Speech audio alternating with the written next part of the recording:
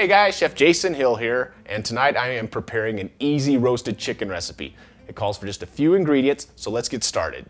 I've got one large sprig of tarragon, which is an herb, and it goes great with poultry and fish. And I'm just gonna go ahead and remove the leaves. If you can't find fresh tarragon, you can use dried. Next, all I do is I zest one lemon over the top of the tarragon. If you don't have a zester, you can use a cheese grater, but when you're using the zest, you want to make sure you don't go too deep into the lemon where you get the white rind, because that is bitter. After you zest your lemon, it's very important, keep your lemon. We're going to use it later. Now you're going to take your chef knife, and we're just going to give this a little rough chop. You can see the pieces right there. That's about the size I usually go with. I'm going to add the tarragon and lemon zest to 2/3 cup of extra virgin olive oil, followed by a tablespoon of kosher salt, teaspoon of fresh cracked pepper, and what else?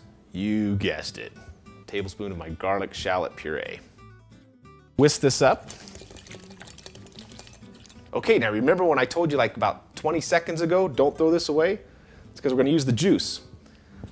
Cut it in half, hold your hand out, catch the seeds, and run the juice into the marinade. Now that we've prepared our marinade, it's time to prep the chicken. And to do this, we need to pull the skin away from the muscle.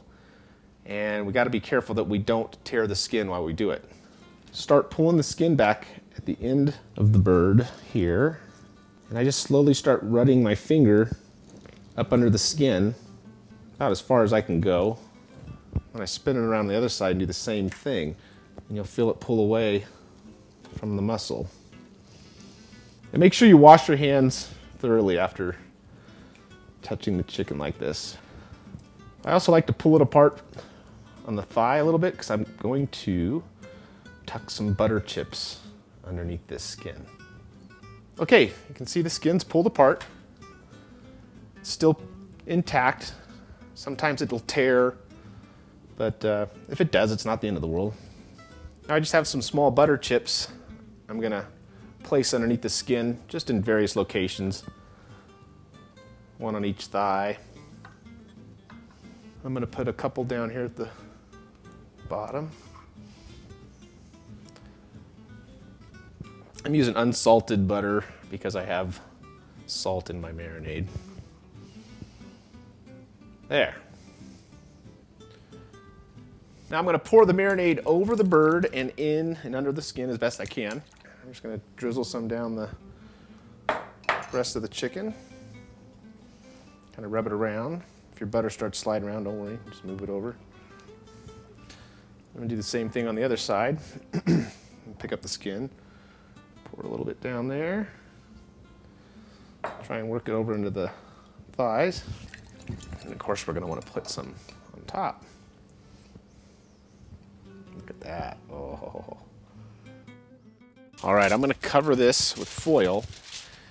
I'm going to place this on my grill because it's still summertime and it's hot and I don't want to heat up my kitchen. And all I do is I put this on the center grill, which is on low, and my two outer burners are on high. And we're gonna close this up, and it's gonna get to be about 400 degrees Fahrenheit in there, and it's gonna go for about an hour. Are you gonna have roasted chicken tonight? After about the first 10 or 15 minutes, I like to open it up, remove the foil, and give it a baste. Just spoon the juices and the marinade